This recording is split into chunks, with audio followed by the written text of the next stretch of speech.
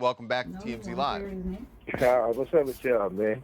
So listen, and number one, we really appreciate you calling. We should let people know that you are incarcerated now, so you may hear kind of monitoring. From time to time. But look, what do you make of Harvey, I think everybody know I'm in the penitentiary.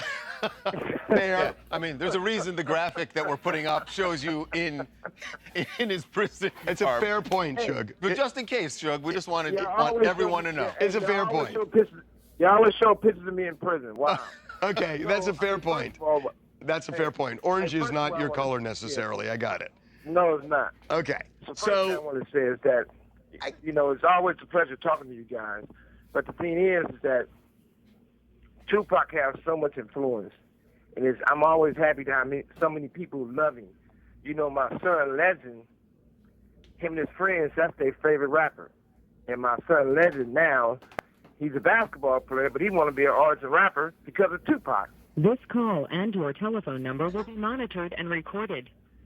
So when I spoke with his mother, by the way, is one of the greatest mothers around. Tori does a great job with my son. She said that's all he want to do is be a rapper. And my granddaughter, sister, even says she loves him. So that says a lot. That makes me happy, Yeah, no doubt Tupac's influence is immense. So knowing that and knowing that your son idolizes him, I would think that you're very interested in what happens in this trial. Well, I'm interested in that it should really be a teaching moment. We've been through so much over the years, right? And not just, for his hip-hop, for a black man, we go through a lot. And society goes through a lot, in society, period. If we can't learn from it and learn something about it and teach something, we're wasting our time. So I definitely always down for trying to make everybody get a better view of life to help.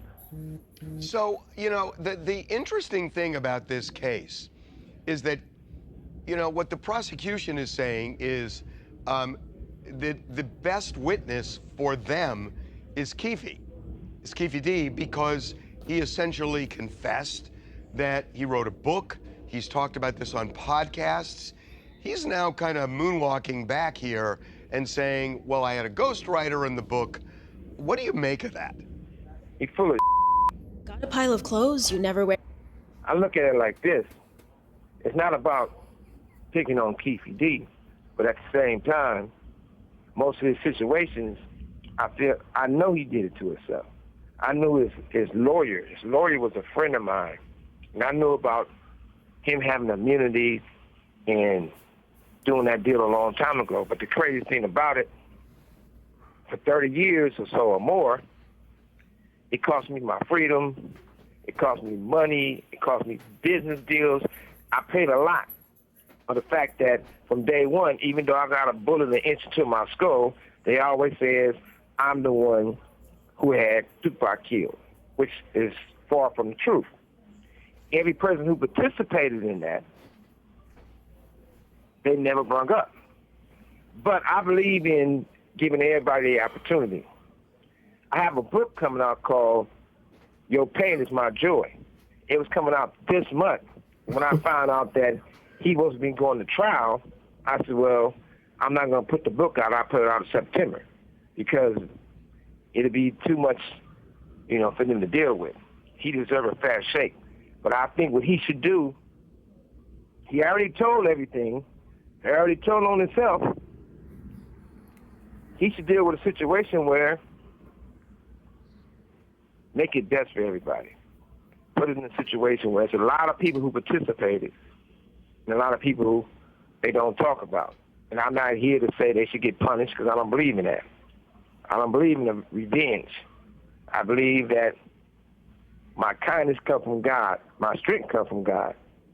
So I'm not on that page and saying they need to get punished, but it's sort of sad that every person has all dropped everything on Keefe D. When you look at it, he got immunity, so they can never charge him again.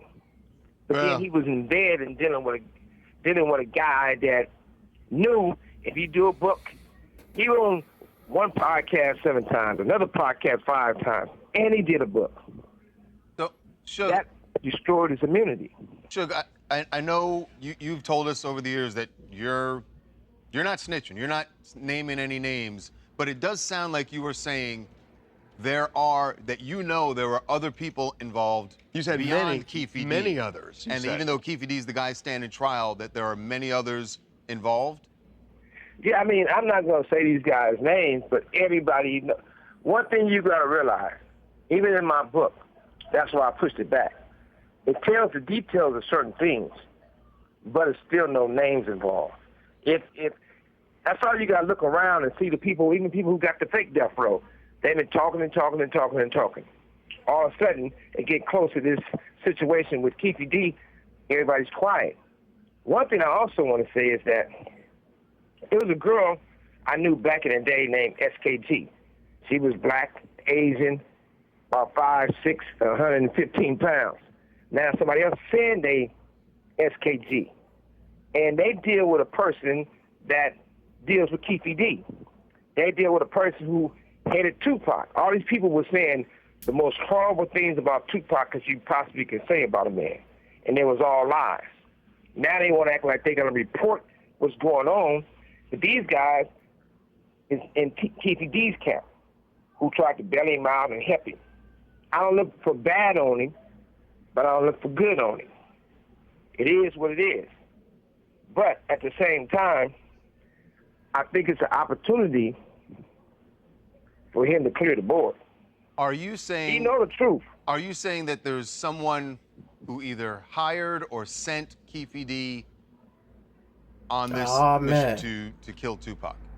You know, one of the things you got to realize, this was assassination. Hey, if money is tight right now and you... It wasn't over no chain. It wasn't over no colors. This was assassination. And they can do one who assassinated Kennedy and everybody can talk about it. But when it comes to Tupac, nobody really wants the truth because the fact that the truth would have set me free. The truth wouldn't have caused them, the same people who allowed them to lie on me, it's the same people.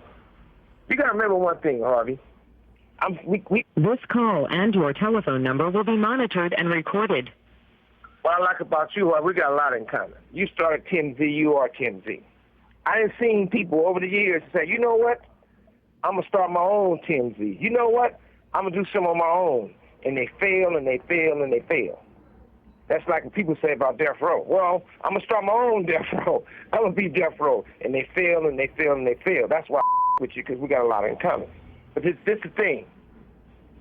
When it's all said and done, this really, all this stuff, constantly destroying hip-hop. Hip-hop is one of the most influenced art that you can think of. And even today, you got guys still paying for stuff that they have no reason to get a fair shake. Shots goes out to Lil Durk. Shot goes out to the other little young guy who's real, Pooh Shiesty, even NBA guy. It's on us to lay our truth down to help the people behind us. We so caught up in look at me, look at me, look at me. We got to figure out how to fix this. Only way we can fix this is by putting everything on the table. So, you know, Suge, I have talked to you. I have talked to you over the years about this, and there's something I don't understand, because you just said a few minutes ago that you are not into revenge. That's why you're not going to talk.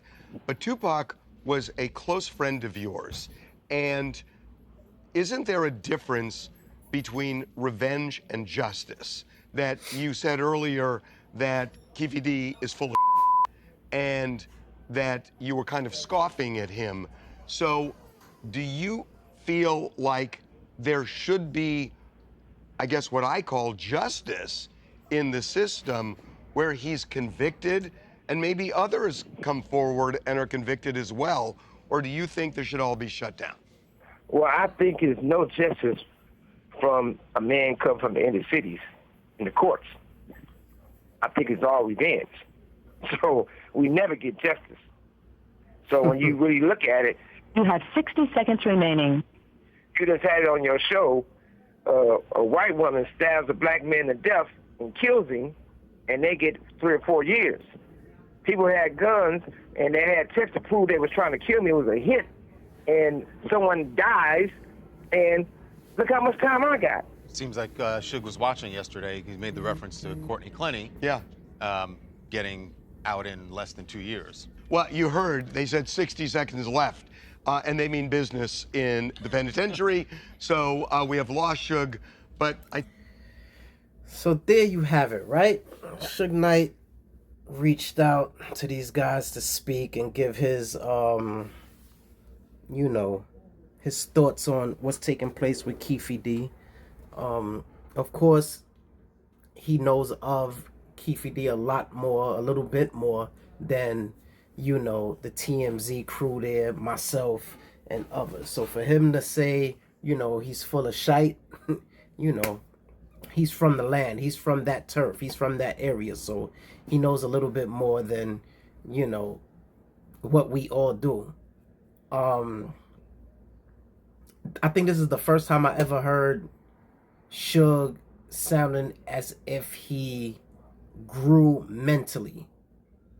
Not saying that he's a dumb individual or not smart. Like, he's definitely smart and intelligent to put together, and uphold something as strong as Death Row, which was dominating the charts at the time when they was up with some of the most hip-hop legends from the West Coast.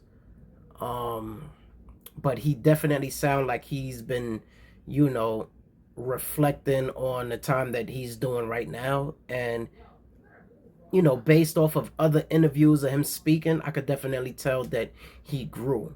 What stuck out is how much it sounds like he has love for hip-hop and how much he knows how the unaliving of Tupac affected the music industry, hip-hop as a whole. And to even give, shouts to the Durkios and the Shiesties. You could tell, where he's coming from, regardless of him coming from a rugged background, a street code background that he, still follows to this day. And it's nothing wrong with that. He grew up the way that he grew up, and he's standing on what he chooses to stand on.